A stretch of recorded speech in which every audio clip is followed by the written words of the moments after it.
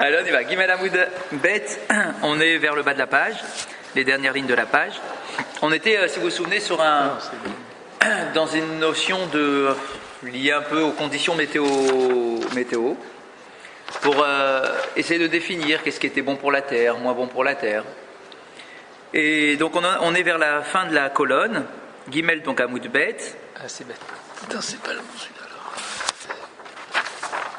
Ve'amar Rav Yehuda, vous l'avez? Ve'amar Rav Yehuda, Gimel Amoud Bet. Ve'amar Rav Yehuda dit, c'est là. Vous pouvez prendre directement celle d'après parce qu'on y arrive. Ve'amar Rav Yehuda, Zeka, des bâtards Mitra et Mitra, vous l'avez? C'est où? Vers la fin de la page. On l'avait. Amar Rav Yehuda, vous l'avez? Voilà, on va là. On va lever La concurrence est terrible. Dur là. Encore. Ve'amar Rav Yehuda, vous l'avez? On est bien. Zeka des bâtards Mitra et Mitra. On dit que le Zika c'est un vent. Du vent qui vient après la pluie, c'est aussi bon que la pluie elle-même. Donc la pluie est bonne. Le vent qui vient après la pluie, c'est très bon pour la terre. Ça permet à la terre de ne pas baigner dans l'humidité, de ne pas baigner dans l'eau. Quand il y a du vent, ça permet d'assécher un petit peu la terre. Et donc du coup, c'est aussi productif que la pluie elle-même. Donc la pluie est bonne, et le vent qui vient souffler comme ça après la pluie, Kémitra, c'est comme la pluie. C'est comme la pluie. Ensuite, on nous dit, Aevar Devatar Mitra Kémitra, des nuages qui viennent après la pluie, c'est aussi bon que la pluie elle-même. D'accord? Exactement. D'accord? Quand les nuages viennent après la pluie, c'est aussi bon que la pluie elle-même. L'Agmara continue. Shimsha, Devatar Mitra, Kitré Mitré. Du soleil qui vient tout de suite après la pluie, ça équivaut à 2 pluies. C'est aussi bénéfique que 2 pluies. C'est-à-dire qu'il y a eu une bonne pluie. On dit un cas après la pluie. Il y a eu de la pluie. Et ensuite, très rapidement, le soleil est apparu comme ça, d'accord, il a tapé.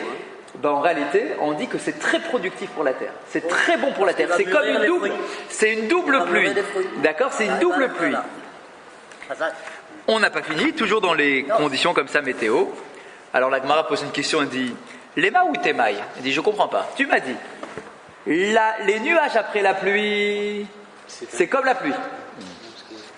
Le soleil après la pluie, c'est comme 2 pluies. Donc finalement, que ce soit des nuages ou du soleil qui vient après, tout est bon alors. Donc qu'est-ce que ça vient m'exclure? Parce que finalement tu me dis que quoi qu'il arrive, ce qui vient comme condition météo après la pluie, c'est bon. Qu'il y ait des nuages après la pluie, c'est bon. Qu'il y ait du soleil après la pluie, c'est bon. Qu'est-ce que ça vient m'exclure? Parce que si tu me dis comme ça, et du vent. Le vent, on avait dit que le vent de toute façon c'était toujours bon.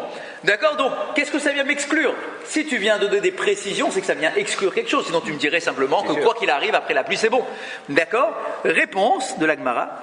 Les méroutés, ça vient exclure Gilehi de l'Elia Veshimsha de Benekachre. Comme on l'a dit la semaine dernière, c'est des choses qui on a un peu perdu les valeurs de tous ces trucs-là. D'accord? Parce qu'on n'est pas aussi proche que de la terre qu'à l'époque de la Gemara, à l'époque de la Torah. D'accord? Nous, on est ici en ville. D'accord? Pour nous, quoi qu'il arrive, ça nous embête. D'accord? Mais là, ici, nous dit quoi? Qu'est-ce que ça vient exclure?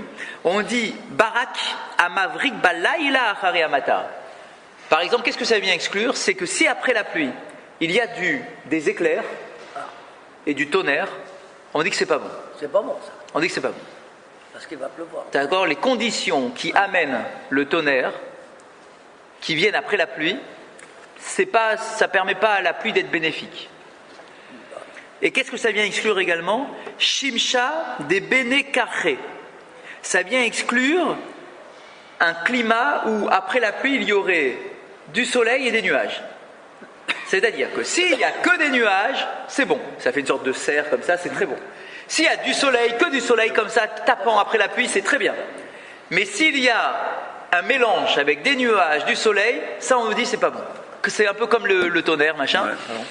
Bon, on écoute. ce que la Gemara nous dit. D'accord, ils ont très certainement une tradition de vécu. Hein. D'accord, c'est pas de la cabale. Hein. C'est pas de la cabale.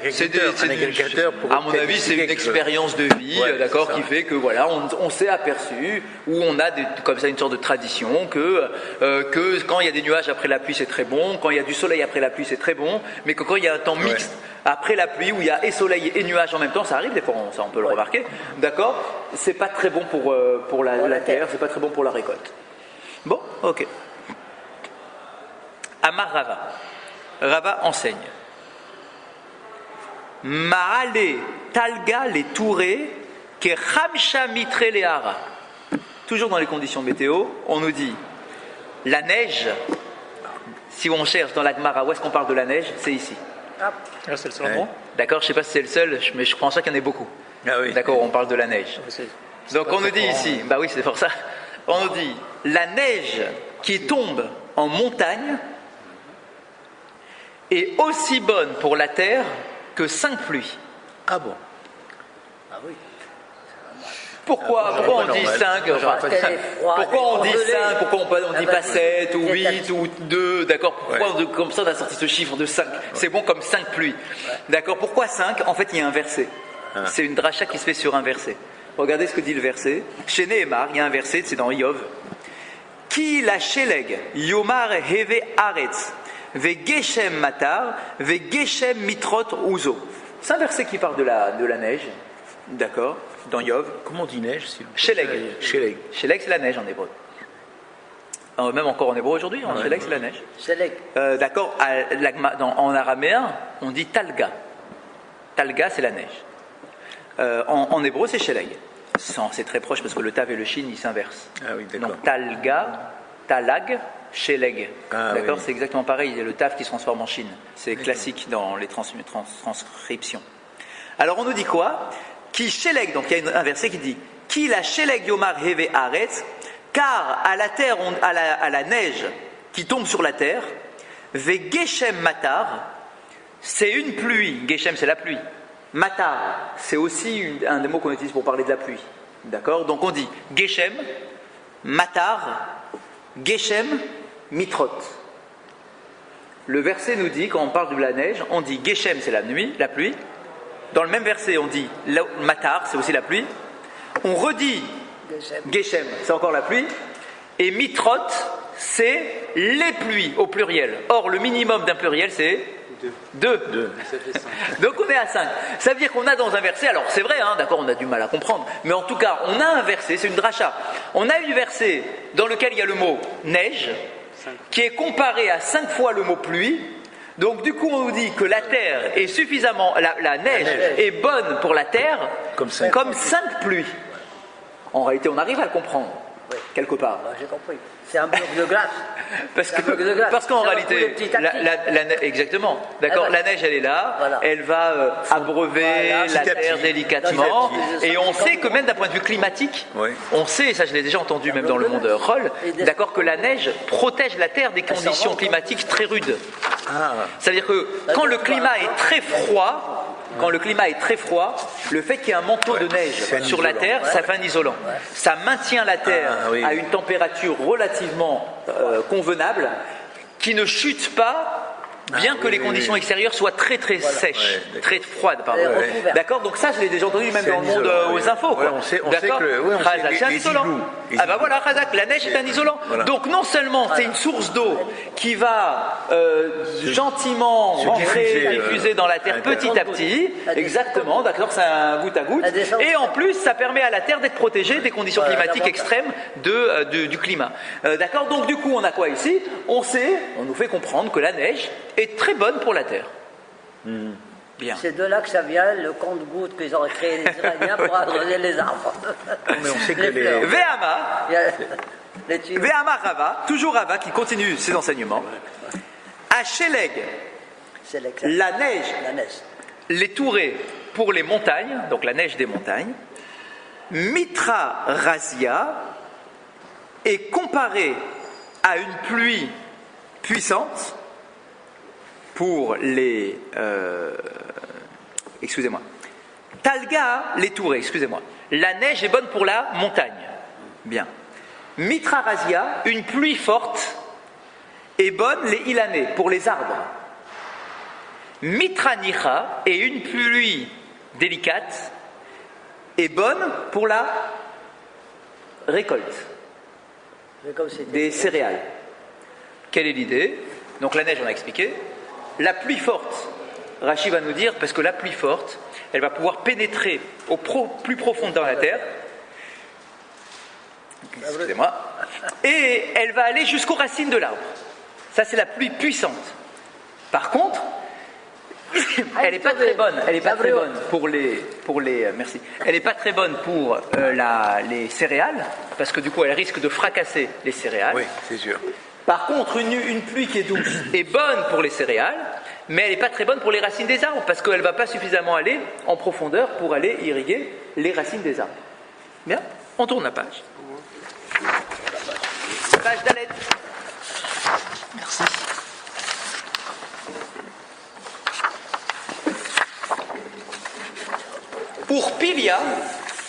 Urpilia nous dit Rachid, c'est quoi Urpilia? Geshamim dakim car shemen kedil kaman. Shemin kedil kaman. Urpilia, c'est une pluie qui ressemble plus à de la brume. D'accord, très fine. D'accord, c'est-à-dire encore plus fine que celle dont on avait parlé tout à l'heure de la pluie délicate. De la bruine. Ouais. Ça s'appelle comme ça. La bruine. Ouais. Ok. D'accord. Donc cette pluie-là, qui s'appelle en hébreu Urpilia, ou plutôt en araméen, qui s'appelle Urpilia, eh bien, cette brume-là, cette bruine, afilou les partsida des touté kala. Mais agnale. C'est bon, même pour les graines qu'on vient juste de semer, qui sont encore sous la terre, qui n'ont encore rien donné, c'est sûr. eh bien on dit que cette pluie-là, elle est très bonne pour ces graines. D'accord? Ça vient gentiment, très délicatement, exactement, amener de l'eau. La Gemara dit, Ma urpilia, c'est quoi ce mot urpilia? C'est un drôle de mot. C'est araméen. Ah, Chazak, regarde, oui, c'est de l'araméen. Hein. Il nous dit en fait, c'est une combinaison de deux mots. Ourou, pilé. Ourou, c'est réveillez-vous. Ourou, les horaires, c'est se réveiller. Pilé, c'est les graines. Ourou, pilé. Ça veut dire que cette pluie-là très délicate vient en quelque sorte réveiller les graines qui sont dans la terre. D'accord, en disant, allez, c'est bon, vous pouvez pousser avec cette pluie délicate là qui est en train de vous tomber dessus. D'accord, ourou, réveillez-vous. Ça veut dire faites pousser vos récoltes. Excusez-moi. Oui. Juste pour se remettre un peu dans le contexte. Pourquoi on parle de toutes ces pluies et de tout? Parce qu'en réalité, comment on est arrivé là? Rappelez-vous, on était en train de parler de Mashivarwa Horida Geshem. Voilà, c'est ça. Bien. Ouais. Ensuite, on a dit, on a une obligation de rappeler la pluie, mais on n'a pas d'obligation d'évoquer la rosée. D'accord. Ni même les nuages, ni même le vent. Et puisqu'on est en train de parler de ça, tout de suite on a glissé, Voilà, d'accord, naturellement, et on s'est dit, ah bah tiens, puisqu'on parle du vent, etc., et que le vent, on a dit que le vent il s'arrête jamais, que la rosée ne s'arrête jamais, que les nuages ne s'arrêtent jamais.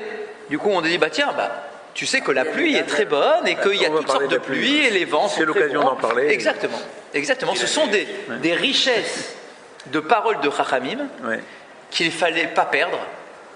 Et quand on parlait, c'était le moment idéal pour parler de ça. D'accord. Où est-ce que vous voulez qu'on parle de conditions climatiques, si ce n'est dans la Maseret de Ta'anit, où on parle justement de la pluie et de la rosée et de tout ça.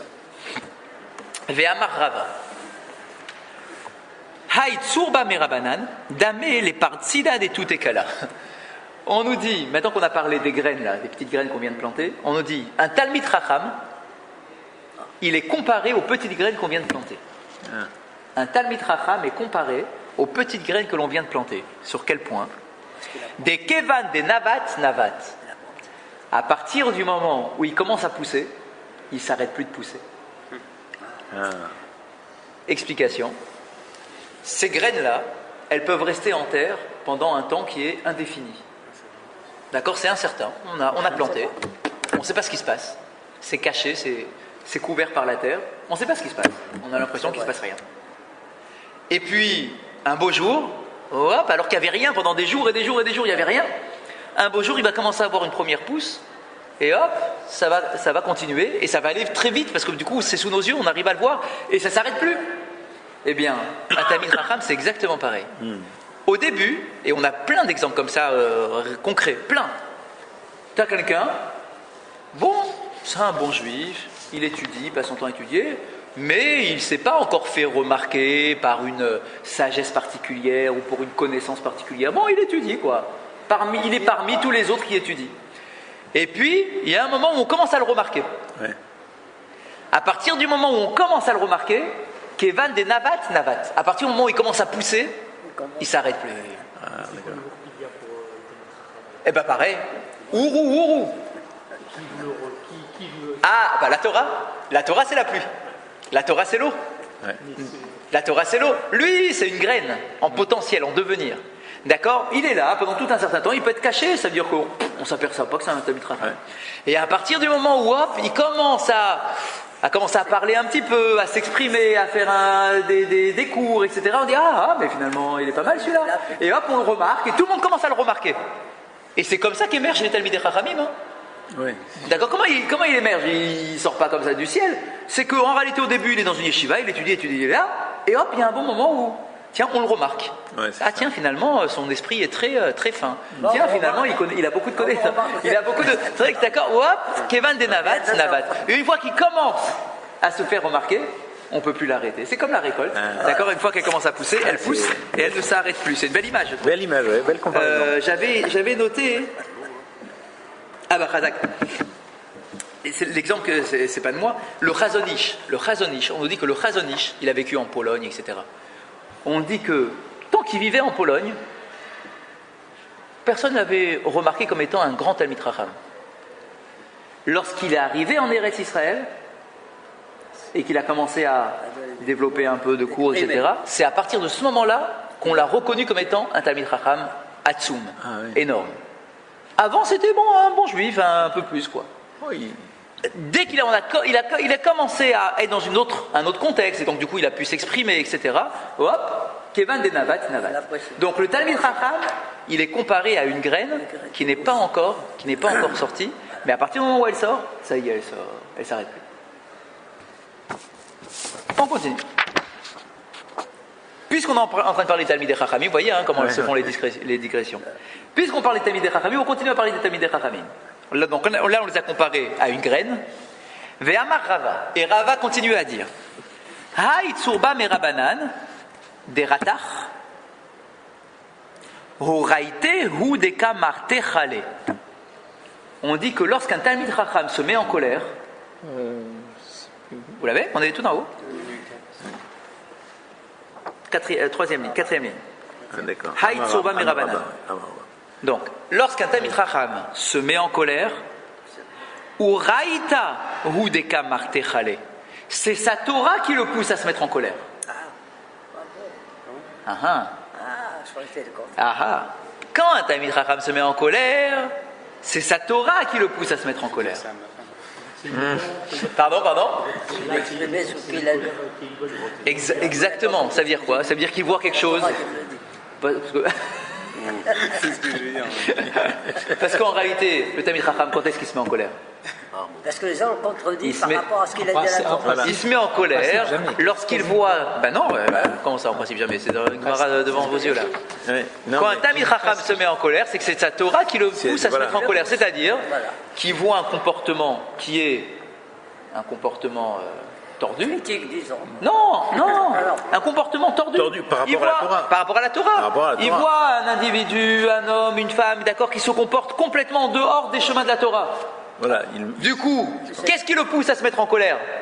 C'est sa Torah, non? C'est Torah, c'est sûr. D'accord, parce que Razak, il a une connaissance en Torah, il sait exactement qu'est-ce qu'on est censé faire, et il voit que l'autre, il est complètement à côté de la plaque. Du coup, sa Torah le pousse à se mettre en colère. D'accord, sa connaissance en Torah le pousse à se mettre en colère. Ça veut dire, dans ce cas-là, il a le droit de se mettre en colère. Par contre, il ne faut pas qu'il se mette en colère pour quelque chose de futile. Hazak. C'est pour ça qu'on dit, Voilà. c'est sa Torah qui le pousse à se Torah, mettre en voilà. colère. C'est-à-dire qu'il ne se Voilà, met le pas en reste. colère parce qu'on lui a marché sur les pieds. Voilà, c'est ça. Il se met en colère parce qu'il voit un individu qui est complètement à côté de la plaque ou qui est en train de diffuser de mauvaises choses par rapport à la Torah, etc. Du coup, je ne sûr. peux pas rester impassible. Je dois défendre l'honneur de la Torah. Qui se met en colère, on peut dire qu'il n'est pas bien, etc. Non, ben parce que lui, il veut dire la vérité. qui est là par rapport à- Hazak, exactement. Lui, il défend la vérité de la Torah et l'autre, il défend quelque chose de travers. D'accord. Donc sa Torah le pousse à c'est pas un comportement qui se est révolter, voilà. d'accord, à réagir. D'où est-ce qu'on voit ça? Parce que c'est vrai que c'est surprenant pour dire Tamid Raham, jamais en colère, jamais. La Gemara lui dit non, pas du tout. Au contraire, c'est sa Torah qui l'alimente, qui alimente sa colère. Pourquoi? Il y a un verset en fait. C'est bien un verset. Chez Nehemar, il est écrit dans le livre de Jérémie Haloko devari kaesh neum Hashem.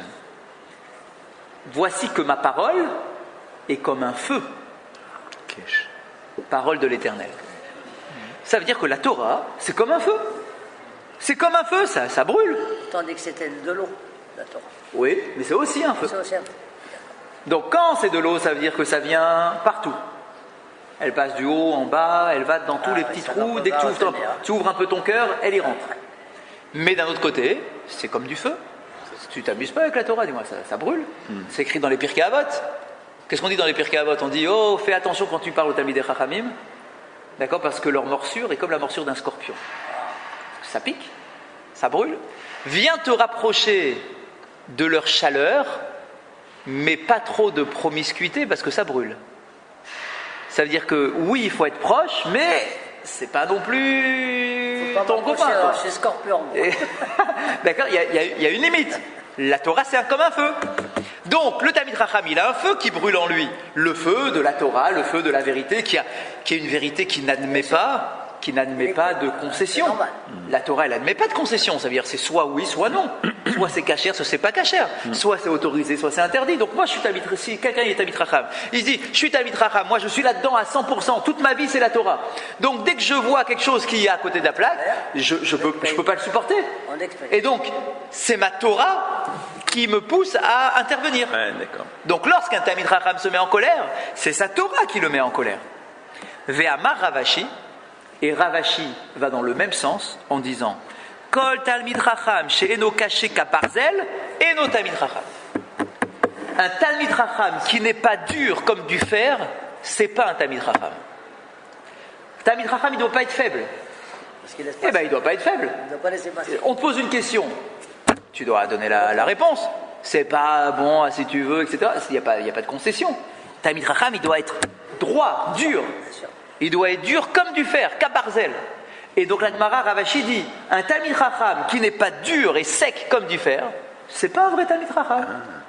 Parce qu'il laisse passer. C'est pas ce qu'on lui demande. Le Talmid Chacham, c'est pas quelqu'un, c'est pas un animateur, le Talmid Chacham. Talmid Chacham, c'est un Talmid Chacham. Il connaît la Torah, tu viens lui poser une question, il te répond. Si tu es de travers, il te dit que tu es de travers, c'est un Talmid Chacham. D'accord? Et tu ne dois pas pour autant en être vexé. D'accord? Pourquoi tu es vexé? Il te dit la vérité. sombre, ouais. Il te donne ses lunettes de lecture de Torah. Donc si tu es à côté, bah tu es à côté, point. D'accord? Donc si jamais un Talmid Chacham n'est pas dur comme du fer, c'est la preuve que ce n'est pas un Talmid Chacham. Ah ouais, pourquoi? D'où est-ce qu'on le sait ça? Il y a aussi un verset pour nous dire ça? Oui, il y a un verset. Le verset nous dit, en fait c'est la suite du verset, c'est même mieux, c'est pas un autre verset, c'est la suite du verset.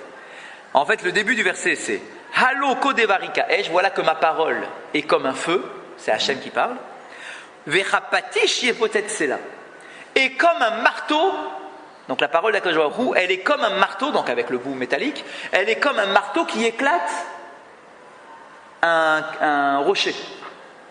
C'est-à-dire que la Torah, en fait, elle vient tout casser devant elle. Puisque c'est la vérité par excellence. Il n'y a rien qui peut tenir face à la vérité. Donc c'est un marteau très puissant. Quel que soit l'obstacle qui est devant, il explose. Et donc on nous dit que la Torah est comparée au feu et comparée au marteau. D'accord? Ça vient tout fracasser. D'accord? C'est solide, c'est costaud. Rabbi Abba Mevi Remez Acher. Et on donne une autre allusion. Amarle Rabbi Abba. Rabbi Abba dit les Ravashi à Ravashi, donc il vient de comparer la Torah à un marteau. Il dit Atoun, vous, Mais Hatam matnitula, c'est de ce verset que vous apprenez qu'un Talmid Chacham doit être dur comme du fer.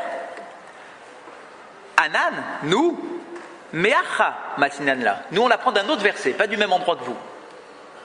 Dirtiv, comme il est écrit, Eretz Asher Avanea Barzel. Il y a un verset dans la Torah, c'est dans Ekev, je crois. Ekev ou Ré, une des deux. On dit quoi? On dit Eretz en parlant de la terre d'Israël. On dit Eretz, c'est une terre, pour montrer que c'est une terre où il y a aussi des montagnes, etc. On dit Eretz Asher Avanea Barzel. On dit que la terre d'Israël, ces pierres sont aussi dures que le métal. C'est une drôle de comparaison, d'accord?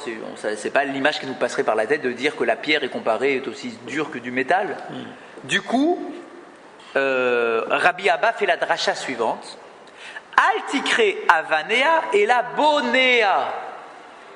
C'est ce qu'on appelle une dracha où on dit ne lis pas Avanea, ces pierres sont comme du métal, mais lis Bonea, c'est constructeur. Ces constructeurs sont comme du métal. Quel est le constructeur du peuple d'Israël? C'est les Talmidei Chachamim. Sur quoi le peuple d'Israël il tient? Sur les Talmidei Chachamim.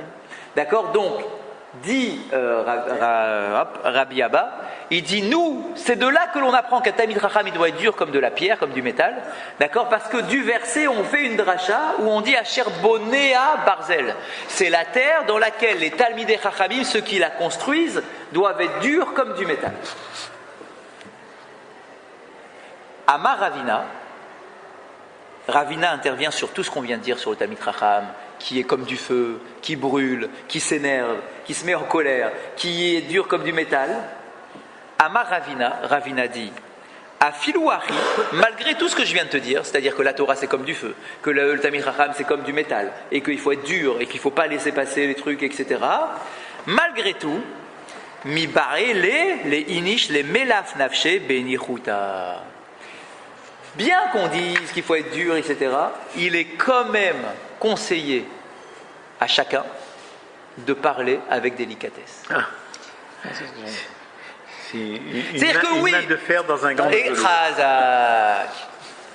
chez Nehemar, comme il était dit, il est écrit dans le livre de Kohelet, Ve'aser karas milibecha, que tu dois retirer la colère de ton cœur. Et donc même pour le Talmid Chacham, il ne doit pas avoir de colère en son cœur. Ah oui, mais d'un autre côté, il faut qu'il soit intègre, il faut qu'il soit entier. D'accord? Alors oui, je suis entier, mais d'accord, sois entier, mais quand même, ça veut dire ne reste pas impassible, mais lorsque tu interviens, interviens délicatement. Ne casse pas la personne qui est face à toi. Parle-lui, béni chuta. Convenablement, avec des mots délicats, des mots choisis. Pourquoi? Parce que tu risques de le vexer et qu'il va du coup s'enfoncer dans son comportement juste en réaction, en réaction à ton comportement. D'accord, toi tu vas arriver, tu vas lui hurler dessus, il va dire mais attends, mais celui-là pour qui il se prend à hurler dessus, du coup je vais insister dans ma mauvaise direction. Donc on nous dit quoi? C'est aussi un petit peu la différence entre Hillel et Shammai, c'est deux manières d'aborder. C'est ça, ça veut pas dire que Hillel il était tous les deux il laissait passer les trucs. C'est deux manières. D'accord, mais c'est que c'est deux clés d'interprétation et de réaction différentes. D'accord, donc on nous dit quoi ici? C'est que oui, bien évidemment, donc la Torah, elle est émette, la Torah, elle est une, elle est entière.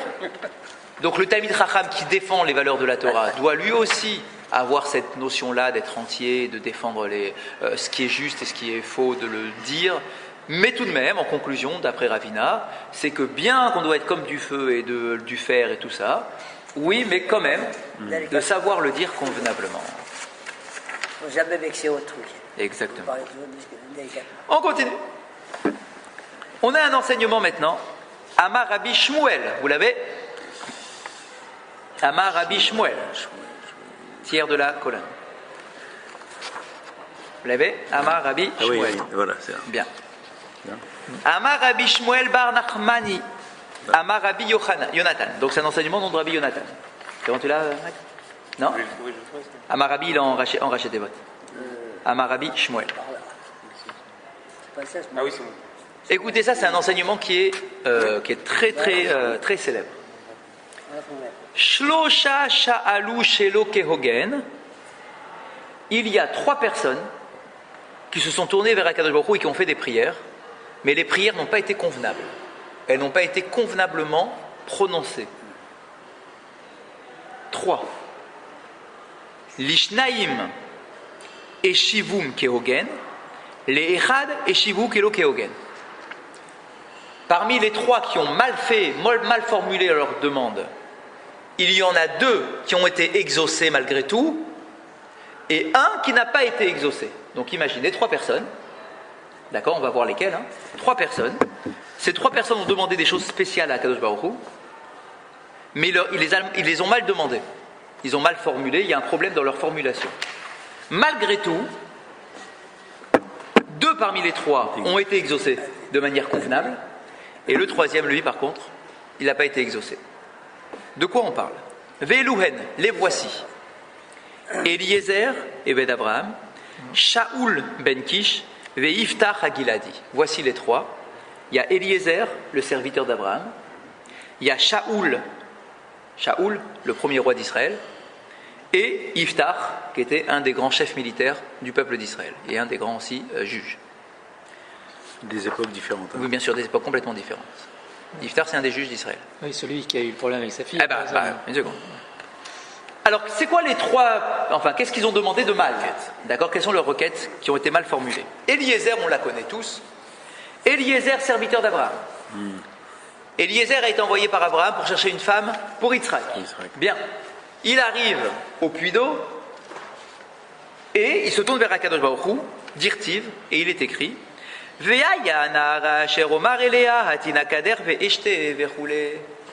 il a dit Hachem, comment je vais trouver moi la femme pour Yitzhak? Comment je vais faire pour la trouver? Alors il s'est dit, on va faire un marché, un pacte, je vais mettre une condition, et on verra si quelqu'un vient répondre à la condition.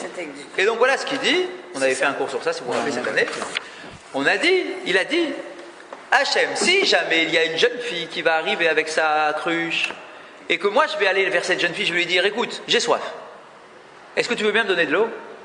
Et qu'elle, elle me réponde, oui, avec plaisir, je vais donner de l'eau à toi et à tous tes chameaux, bien que je ne lui ai pas demandé de l'eau pour les chameaux, mais qu'elle vienne inclure les chameaux, alors ce sera le signe que c'est elle que tu as désignée pour être la femme de Yitzhak.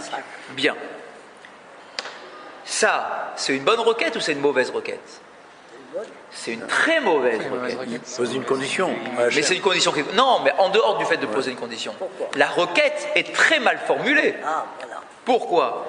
Yachol, afilou chigeret, afilou souma. Et dis-moi, et si la fille là qui vient et qui accepte de donner de l'eau, et toi tu as dit, ça sera forcément elle. Et si elle est aveugle? Et si elle est boiteuse? Et si elle est complètement folle? Alors quoi? Juste parce qu'elle a dit oui, je te donne de l'eau à toi et à tes chameaux, tu vas dire oui, c'est la bonne? Mais quoi? Mais t'es fou ou quoi? Si c'est une horrible qui sort, tu vas la prendre pour la femme de Yitzhak? Si elle est complètement folle, ça va être elle la femme d'Yitzhak?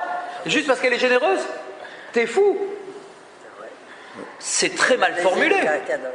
C'est très mal formulé parce qu'il n'a pas dit si jamais elle accepte, alors je ferai une enquête pour voir si elle a d'autres qualités. Elle a dit si elle accepte de donner à boire à moi et à mes chameaux, ça sera elle.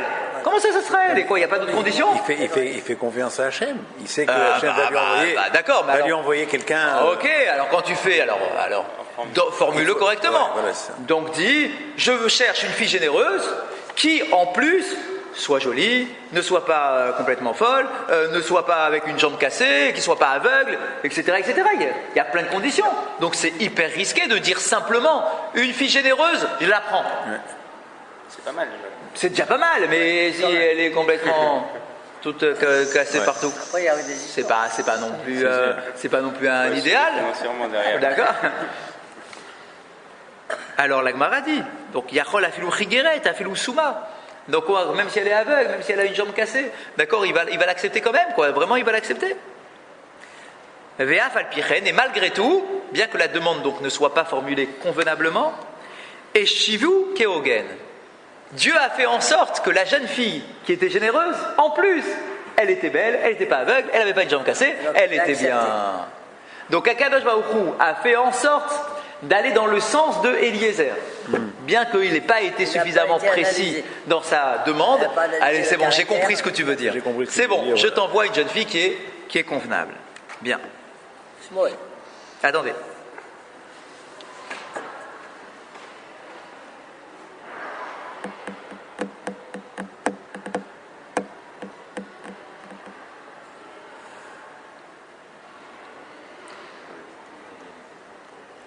On continue. Shaoul ben Kish. Shaoul, le roi Shaoul. Qu'est-ce qu'il a fait comme demande? Vous savez que c'est le roi Shaoul qui a dû affronter Goliath.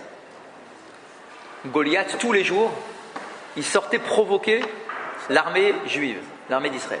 Tous les jours. Goliath, le géant. Il sortait tous les jours. Tac, il nous regardait, il nous insultait, vous êtes des chiens, nanana, nanana, d'accord? Il n'arrêtait pas, tous les jours, tous les jours, tous les jours. Le roi ne pouvait pas aller au combat contre lui, c'était un géant. Il ne savait pas comment gérer cette affaire-là, et il a dit, Veaya, Haïsh asher yakenu, yarasherenu amelech osher gadol, ve'et bito yitenlo. Goliath voulait un adversaire, mais on ne trouvait pas d'adversaire, le roi ne pouvait pas y aller, t'imagines s'il se fait tuer le roi? C'est trop risqué.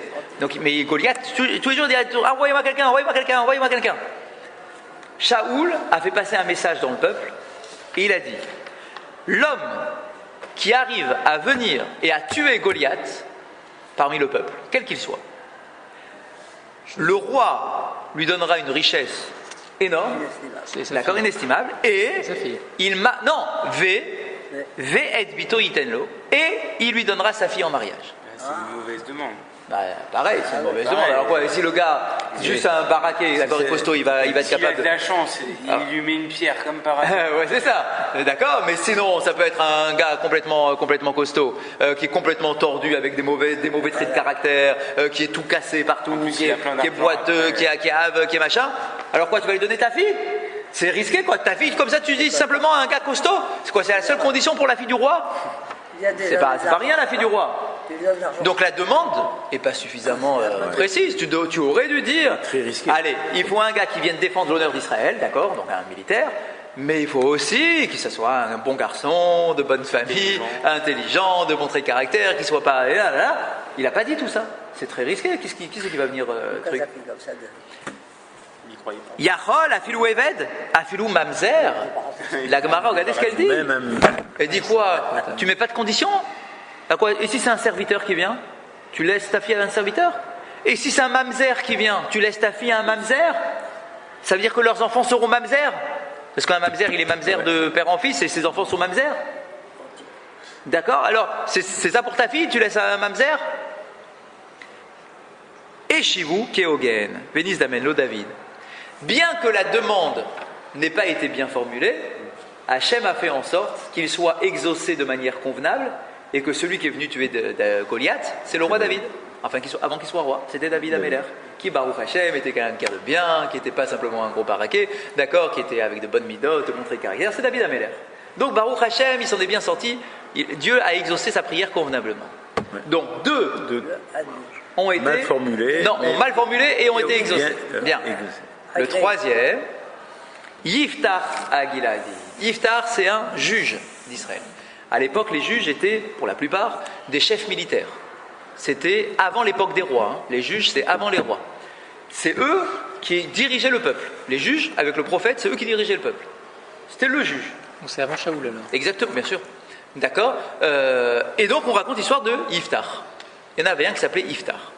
C'est quoi son histoire à lui? Yiftar, dirtiv. Jephté en français. Comment? Jephté. Jephté, en français. C'est du verlan, quoi. Donc, Jephté. C'est la Bible du rabbinat. Donc, c'est quoi l'histoire de Yiftar? Veaya yotse asher yetse midal tebeti. Il a été au combat. Combat très difficile, une guerre très difficile. Et Baruch Hashem, il a gagné la guerre. Il s'en est bien sorti. C'était contre les Philistins ou un truc comme ça. Et pendant la guerre, comme il a vu que c'était très difficile et qu'il ne s'en sortait pas aussi facilement que ça, il a fait un vœu pendant la guerre. Il s'est tourné vers Akadosh Baruch Hu, il a dit Hachem, je t'en prie, interviens pour la gloire d'Israël, pour pas qu'on soit battu. Et je suis prêt à faire un vœu. Quel est le vœu? C'est que si jamais je gagne cette guerre et que je rentre à la maison en paix, et vivant surtout, si je rentre à la maison, la première chose qui sortira de la porte de ma maison, je l'offrirai en sacrifice pour toi, Akadosh Baruch Hu. Première créature. Mais c'est ça. Il s'est fait avoir. Ouais, C'est un mauvais musulman. Très mauvaise demande, très mal formulée. Pas bien. Ça va Parce pas. que lui, vous pouvez dire, bah, il est le premier mouton qui va sortir de sa porte, le premier, d'accord. Sa femme ou sa fille. Ah, il espérait que c'était sa femme. Si un jour vous êtes bloqué dans les embouteillages, oui, Dash, si tu veux que l'embouteillage cesse. Donc, il a fait cette demande. Moi, je vais à la radio. Donc, Baruch Hashem, il a gagné la guerre.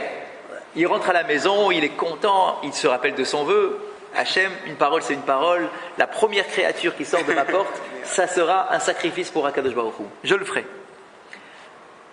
La formule est très mal faite. D'accord? C'est sûr. Parce que, et si c'est un cochon qui sort de ta porte, tu l'offres en corban le Il y cochon? avait des cochons. Bah ouais. Si c'est un âne, c'est tamé, on ne peut pas faire un sacrifice avec un âne. Non. D'accord? Donc ta demande elle est complètement folle. Il fallait que la bête soit cachée Eh ben oui, pour faire sans un corban. défaut. Sans défaut. Et sans défaut en plus, Sans d'accord? défaut, Donc ta voilà. demande elle n'est pas suffisamment précise. D'accord? N'importe quoi peut sortir de ta porte. On dit pas ça. Et Shivu chez Lokehogen. Pour montrer que sa formulation a été mauvaise, Akadosh Baruch Hu ne l'a pas exaucé de manière convenable. Akadosh Baruch Hu a été dans son sens à lui. Et alors? Nizda Menalo Bito. Sa fille. Qui est-ce qui est sorti de la porte en premier lorsqu'il est rentré du combat? Sa fille.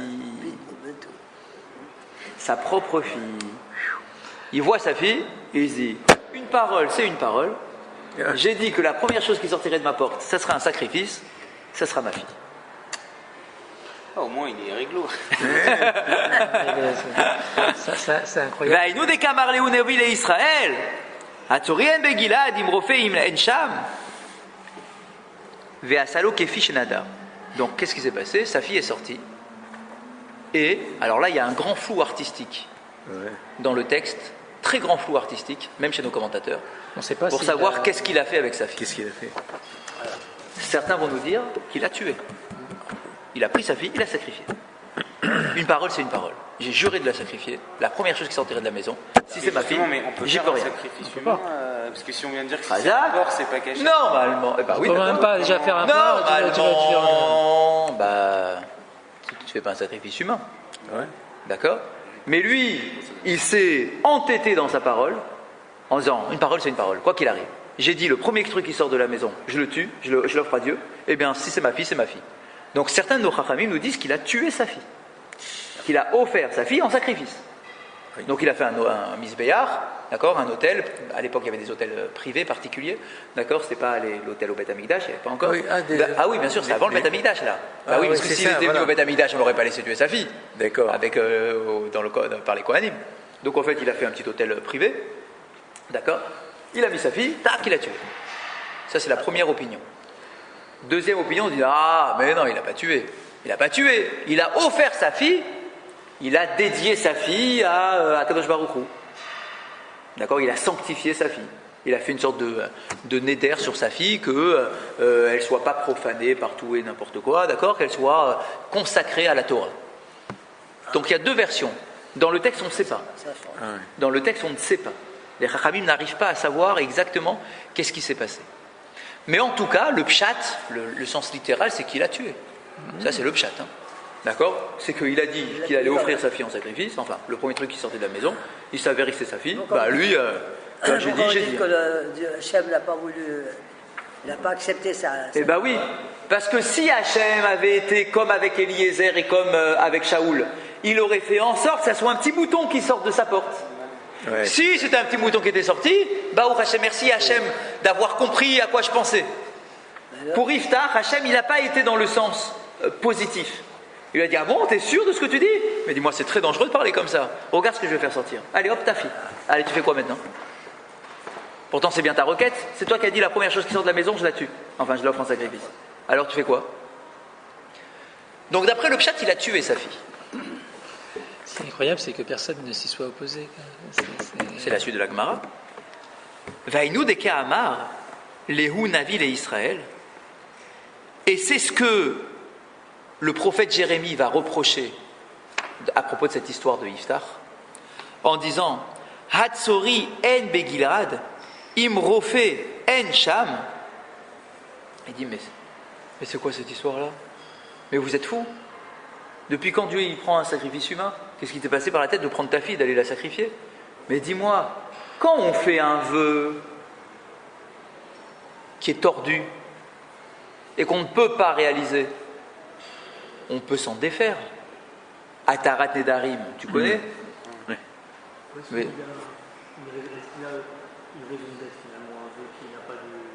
Pour faire une Atarat Nedarim, il faut avoir une raison pour l'annuler. C'est ce qu'on appelle en hébreu un pétard, une ouverture, une sortie. Là ici, le pétard, il avait.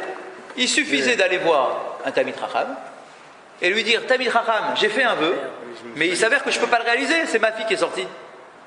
Donc le Tamid Chacham, il va dire ah, pourquoi tu ne peux pas le réaliser? C'est ta fille, on ne peut pas tuer un homme, un être humain. Donc du coup, tu es dénoué, délié de ton vœu. C'est tout, point. Est-ce que ça peut être considéré déjà comme un vœu? Chazak et Birlal, est-ce que ça c'est un vœu? Ouais, c'est ça. Tu vas faire le vœu de manger du porc. Imagine, c'est d'accord? ça. Tu dis Baruch Hashem, j'ai gagné au loto, si je gagne au loto, je fais le vœu de manger du porc. Tu gagnes au loto. Tu vas manger du porc? On dit ben non. Pourquoi? Parce que ton vœu en réalité c'est pas un vœu. Tu peux pas faire un vœu qui va à l'encontre d'une mitzvah de la Torah. Donc là ici, qu'est-ce qui te prend? Mais t'es complètement fou. Ok, t'as fait un vœu, il a été mal formulé. Maintenant c'est ta fille qui est sortie. Quoi, tu vas aller tuer ta fille? Tu crois que Dieu il veut ta fille? Il veut pas de ta fille. Qu'est-ce qu'il va faire d'un être humain, Kadosh Baruch Hu? C'est pas ça qu'il attend comme sacrifice. Donc du coup, si tu avais été voir un Tamid Chacham, soit il t'aurait dit laisse tomber, c'est bon, c'est rien, ou à la rigueur il t'aurait dit bon allez, c'est quand même un vœu, mais on va l'annuler. Le verset dit Hatsori en Begilad. Dis-moi, il n'y a pas de médicament dans ce pays à comprendre. Il n'y a pas un Tamid Chacham qui est capable de trouver une solution pour trouver le problème une solution à ton problème là, d'amener ta fille en sacrifice. Imrofe en, d'accord, il n'y a pas un médecin dans ce pays, un médecin spirituel, un Tamid Chacham. Alors ce qui est impressionnant, c'est c'était qui le Tamid Chacham de l'époque? C'était Pinchas, un Kohen Gadol. Donc il y avait un grand Kohen Gadol. Et ben alors qu'est-ce qu'il fait lui? Il ne fait pas son boulot. En plus on nous dit qu'il avait entendu l'histoire. Et quoi, il ne peut pas délier le vœu en question. Regardez ce qu'on nous dit. On dit que donc on fait deux reproches. On dit mais pourquoi est-ce que Iftar il n'a pas été voir le Tamid Chacham? Et pourquoi le Tamid Chacham il n'a pas été voir Iftar? Chacun, il a Et bien le commentaire nous dit qu'en réalité chacun s'est dit c'est l'autre qui a besoin de moi, il n'a qu'à venir. Iftar il s'est dit moi je suis le juge d'Israël. Quoi, c'est moi le juge qui va aller voir un Tamid Chacham? Il n'a qu'à venir lui. Donc il lui a envoyé une missive en disant j'ai besoin de toi. L'autre il lui a dit moi je suis le Kohen Gadol. C'est à moi de me déplacer pour aller le truc. Il a un problème, il a qu'à venir chez moi. On dit que les deux ont campé sur leur position. Iftar n'a pas voulu aller voir Pinchas. Pinchas n'a pas voulu aller voir Iftar. Du coup, ils sont restés comme ça. L'autre, il s'est entêté et il a tué sa fille. Ouais, donc c'est lui qui est en tort. Bah oui, ça c'est clair. C'est clair. C'est comme chez Coopérative. Pour les pénates, là. Ouais. On restreint qu'elle meurt. Ah, exact. Ouais, exact, ouais. Ça reste, c'est sorti de sa bouche. C'est ça, comme Et ben, tu vois, Kadosh Baruch Hu, il a été fini direct. Hein. D'accord, donc il y a un problème là. Donc, excusez-moi, Oui. donc c'est à l'époque du premier temple. Là ici, non, on est même, bien avant. on est avant, parce qu'il y avait, Pinchas, n'oubliez pas qu'il y avait des Kohen Ouais. Gadol avant le Beth Amikdash. Ah, Bah oui, bien sûr. oui, Il y a Pinchas, il y a Élie, il y a plein de Kohen Gadol encore. Ouais. D'accord, c'est quand on Il y est à avait l'époque Kohen du tabernacle qui était tabernacle encore mobile. mobile. Qui Ouais, était encore mobile. d'accord. Quand on est rentré en Israël, on avait encore le tabernacle mobile, on a D'accord. fait un peu mieux, mais il n'empêche qu'il était à Shiloh, il était à Gilo. Voilà. D'accord, donc il a bougé. Et tant qu'il n'y avait pas Il y avait déjà des temple, Kohen Gadol depuis le. Non, mais tant qu'il n'y avait pas le temple en Oui. dur, Oui. il n'y avait pas de sacrifice? Ou alors il y avait, Si, il y avait si, des sacrifices il y avait quand des même. sacrifices. Dans ces, Bien sûr, le dans celui-là, tabernacle. il y avait des corbanotes, D'accord. bien évidemment déjà. Depuis Et- le Mishkan, il y avait des corbanotes. D'accord. Mais on avait encore le droit d'en avoir à la maison. Voilà, c'est ça. À partir du moment où il y a eu Yerushalayim, on a interdit les hôtels privés. D'accord. Pas d'hôtel particulier. D'accord, il a fait que le Beth Amikdash. Urtiv, juste pour terminer. Et en plus, on a un verset qui nous dit Asher lo tziviti, velo dibarti, velo alta alibi. Il y a un verset de Jérémie, encore une fois, qui parle au nom d'Akadosh Baruch Hu. Il dit il y a des choses que je n'ai pas ordonnées, des choses que je n'ai pas dites, et des choses qui ne sont pas montées à mon esprit. C'est Akadosh Baruch Hu qui parle. Ça ressemble à une répétition, 3 fois la même chose. J'ai pas ordonné, j'ai pas dit, c'est pas monté à mon esprit. Bon, tu te répètes quoi. D'accord ? Or, les versets ne se répètent jamais pour rien. En réalité, il vient parler de 3 choses différentes. Asher lo tziviti, quelque chose que je n'ai pas ordonné. De quoi il parle ? Zebeno shel Mesha melech Moab, sheneemar, vaikar et beno, abechor, asher yimlor tartav, vayale uola. Il y a une chose que Dieu n'a pas ordonnée. C'est quoi ? De quoi il parle ? Du fils d'un roi de Moab qui a pris son fils pour le tuer, pour l'offrir à Dieu. Et à propos de cette histoire-là, Dieu dit Asher lo tziviti, j'ai pas ordonné un truc pareil, moi. Qu'est-ce que vous faites ? N'importe quoi, ça c'est des trucs d'idolâtres. J'ai pas ordonné une chose pareille. Donc lo tziviti, j'ai pas ordonné. Velo dibarti, et je n'ai pas dit. Qu'est-ce que je n'ai pas dit ? Zo Iftar. C'est l'histoire de Iftar avec sa fille. Je n'ai pas dit, moi, de sacrifier sa fille. Il est complètement fou, ce gars-là. Il est fou. Il a fait un vœu, son vœu est complètement tordu, et il a été jusqu'au bout. Il a tué sa fille. L'autre parti, ça, je n'ai jamais demandé un truc pareil. Velo alta alibi, et ce n'est pas monté à mon cœur. De quoi il parle, Akadosh Baruch Hu ? Ze Yitzhak ben Abraham. Le sacrifice d'Yitzhak. C'est pas monté à mon cœur, ça veut dire que je voulais pas qu'il aille au bout. J'ai jamais voulu qu'il aille jusqu'au bout, c'était juste une épreuve que j'ai envoyée. Mais heureusement que lui, il s'est arrêté au dernier moment. Voilà. Lui, il a compris. Je lui ai envoyé un ange, il a entendu, tac, il s'est arrêté tout de suite. Donc, dit Akadosh Baruch Hu, à travers le prophète, moi, j'ai jamais ordonné qu'on me tue des gens pour mon service. L'otsiviti, l'odibarti, velo alta alibi, je ne l'ai pas ni ordonné, je ne l'ai pas dit, et ce n'est jamais monté à mon cœur, c'est-à-dire que Akadosh Baruch Hu ne demande pas des choses aussi folles que de sacrifier un être humain. Mais Hachem a demandé à Abraham de sacrifier Isaac. Oui, mais lo alta alibi. Mais en réalité, je ne le voulais pas vraiment. C'est pas monté dans mon esprit d'aller jusqu'au bout. Avec cet esprit. Ah, que lui, Abraham, il ne sache pas Je sais pas. jusqu'où je veux aller. Ça, il ne peut pas le savoir. Mais moi, Hachem, je le sais jusqu'où je veux aller. Lo alta alibi, c'est pas monté à mon cœur d'aller jusqu'au bout. C'est clair, depuis le début, j'ai jamais voulu aller jusqu'au bout. Donc voilà, on a ces 3 histoires-là. Quel rapport avec la pluie ? Je ne sais pas très bien. Vous êtes exigeant. Bon, alors c'est les 3 lignes d'après, alors on les fait. Oui, oui. Amar Rabbi Berechia, bien sûr qu'il y a le lien avec la pluie. Rabbi Berechia nous dit Af Knesset Israël, Sha'ala Shelo Keogen, Ve'akadosh Baruch Hu Eshiva Keogen. Il y a une 4e histoire où le peuple d'Israël a demandé quelque chose de manière non convenable, mais pourtant Akadosh Baruch Hu a répondu de manière convenable. Laquelle, chez Neymar, Veneda nirdefa ladat es Hashem, ke shachar nachon motzao, veyavo kageshem. Les enfants d'Israël ont dit à propos d'Akadosh Baruch Hu, nous voulons te connaître, nous voulons connaître ce que tu es, ton essence, se rapprocher de toi, etc. C'est fondamental, aussi important que la pluie. C'est comme la pluie. La connaissance d'Akadosh Baruch Hu est comme la pluie. Donc il leur a envoyé la pluie plutôt que venir. Et alors on nous dit, à Marla Akadosh Baruch Hu répond à cette demande, Biti, ma fille, Atchoelet davar chez Permin mitbakesh ou Bamueno mitbakeshet. Mitbakesh, il dit, ta demande elle n'est pas bien, elle n'est pas jolie. Tu veux me connaître et comparer la connaissance de Dieu à la pluie. Mais ce n'est pas une jolie comparaison. Pourquoi ? Parce que la pluie, il y a des moments où on la veut, il y a des moments où on ne la veut pas. Oui. En plein été, on ne veut pas de pluie, c'est une malédiction d'avoir la pluie en été. Or, la connaissance de Dieu, elle n'est pas conditionnée à des conditions climatiques. C'est pas des fois j'aime, des fois je n'aime pas, c'est tout le temps. Or, toi, tu dis, je veux connaître Dieu, parce que c'est aussi important que la pluie. Ne prends pas en comparaison la pluie, parce que sinon ça voudrait dire qu'il y a des moments où tu veux connaître Dieu et des moments où tu ne veux pas connaître Dieu. Comme la pluie, où il y a des moments où on veut la pluie, des moments où on ne veut pas la pluie. Donc, c'est là le lien avec la pluie.